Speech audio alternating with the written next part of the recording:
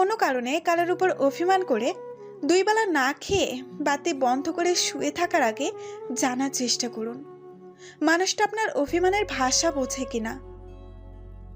চুলের কাছে যেমন হাদিস পাঠ করে লাভ নেই, নির্বোধের উপর তেমন অভিমান করেও লাভ নেই।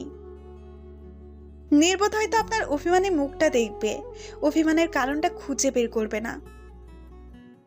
আপনার দুঃখ কষ্টগুলো তখনই সার্থক যখন জানবেন যার জন্য আপনি দুঃখে আছেন সে নিজেও আপনার দুঃখে দুঃখী হয়ে আছে।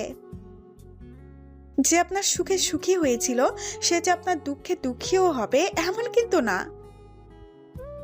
অধিকাংশ মানুষই সুখের সময় আগ্রহ করে এসে দুঃখের সময় অনীহা নিয়ে চলে যায়। যে আপনাকে বুঝলই না, চিনলই না, জানলই না, কখনো উল্টো অবহেলা করে দূরে চলে গেল, তার জন্য দুঃখ তৈরি করে কি করবেন আপনি?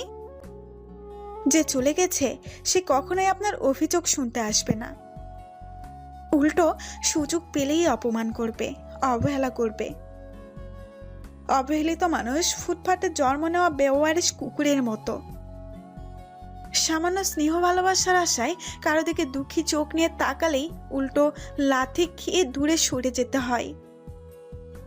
দূরে এসে হাহাকার করে জিভা দিয়ে লালা ফেলানো ছাড়া আসলে কিছুই করার থাকে না।